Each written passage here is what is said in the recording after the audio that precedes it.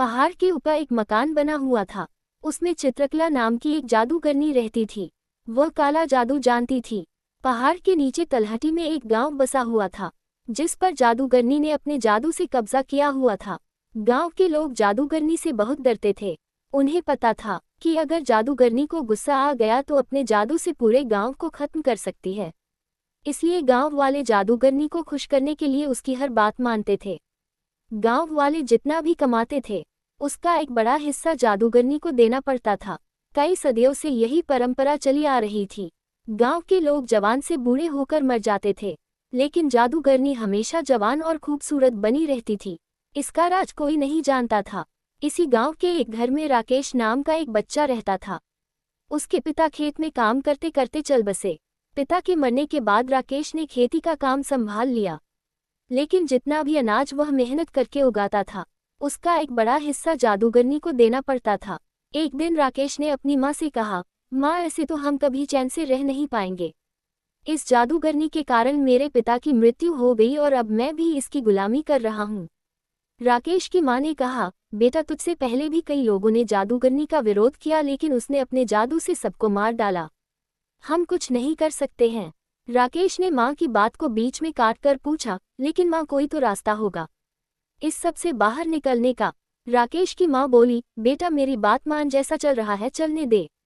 राकेश उस समय तो चुप हो जाता है, लेकिन उसके मन में जादूगरनी से गांव वालों को छुटकारा दिलाने की बात घर कर गई। राकेश अगले दिन से अपने खेत पर काम करने जाने लगा, लेकिन उसका मन काम से ज्यादा जादूगरनी में लगा हुआ था। दोपहर को राकेश एक पेड़ के नीचे खाना खाने बैठा। वहीं उसके बराबर के खेत के दीनानंद चाचा भी खाना खा रहे थे।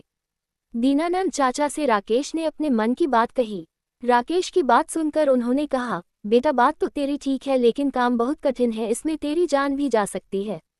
राकेश बोला, चाचा, अगर गांव वालों को बचाने में मेरी जान भी चली गई तो मुझे खुशी होगी। आप कोई तरीका बताओ। तब दीनानंद चाचा ने कहा, आज से कई साल पहले गांव में एक किसान ने जादूगरनी को मारने की कोशिश की थी, लेकिन जादूगरनी को पता लग गया। फिर जादूगरनी ने उससे बदला लेने के लिए उसका सब कुछ छीन लिया और वह उसे मारने की तैयारी कर रही थी, लेकिन वह पहले ही गांव छोड़कर भाग गया। तुम उससे मिलो, उसका नाम गोपाल है। वह पास ही के एक गांव में रहता है, लेकिन वह किसी से मिलता नहीं है। राकेश बोला, लेकिन क्यों चाचा? दीनानंद जी ने कहा, बेटा, उसे डर है कि कहीं जादूगरनी ने उसे मारने के लिए न भेजा हो। राकेश ने सारी बात समझ ली। अगले दिन वह दूसरे गांव चल दिया। वहां वह गोपाल के घर पहुंचा। बहुत विश्वास दिलाने के बाद गोपाल ने राकेश से बात की। गोपाल ने कहा, मैंने एक बार रात को जादूगरनी के महल में जाकर उसका गला दबाया, जिससे वह सोते सोते मर जाए, लेकिन वह मरी नहीं, क्योंकि उसने अपने प्राण एक तोते में रख रखे हैं। राकेश को बहुत आश्चर्य हुआ। उसने पूछा, लेकिन ऐसा क्यों चाचा? गोपाल ने आगे बताना शुरू किया, बात यह है कि जादूगरनी हमेशा जवान और खूबसूरत बने रहना चाहती है, लेकिन उसका जादू अपने ऊपर नहीं चलता, इसलिए उसने उस तोते को पाल रखा है।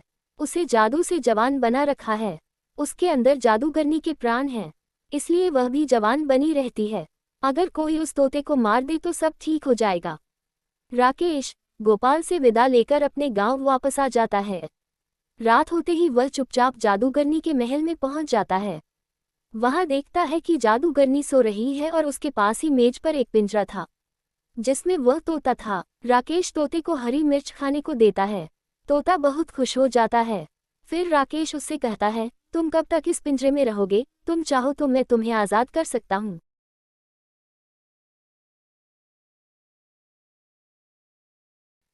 तोता बोला, मुझे कोई भी इस कैद से बाहर नहीं निकाल सकता। राकेश बोला, कोई तो रास्ता होगा। तोते ने कहा, अगर कोई मुझे मार दे तो मैं आज़ाद हो सकता हूँ। मैं मर गया तो जादूगरनी की जान चली जाएगी। उसकी जान जाते ही मैं दोबारा जिंदा हो जाऊंगा, क्योंकि मेरे अंदर दो जान हैं। राकेश ने पूछा, लेकिन तुम्हें कैसे मारा जाए जिससे तुम्हें तकलीफ न हो? तोते ने कहा, तुम किसी तरह इस कमरे में धुआं भर दो, दम घुटने से मैं मर जाऊंगा। राकेश सारी बात सुनकर वापस आ जाता है। अगली रात वह जाकर देखता है जादूगरनी सो रही है। वह अपने साथ कुछ लकड़ियां लाता है, उन्हें जलाकर खिड़की से अंदर फेंक देता है, फिर खिड़की बंद कर देता है। धुएं से जादूगरनी उठ जाती है। वह पिंजरे को लेकर बाहर की ओर भागती है, लेकिन राकेश बाहर से दरवाजा बंद कर देता है। कुछ ही देर में तोता मर जाता है। उसके मरते ही जादूगरनी के हाथ से पिंजरा छूट जाता है और वह मर जाती है। ये सब राकेश बाहर से देख रहा था। जादूगरनी के मरते ही वह खिड़की खोलकर अंदर जाता है और पिंजरे को बाहर ले आता है।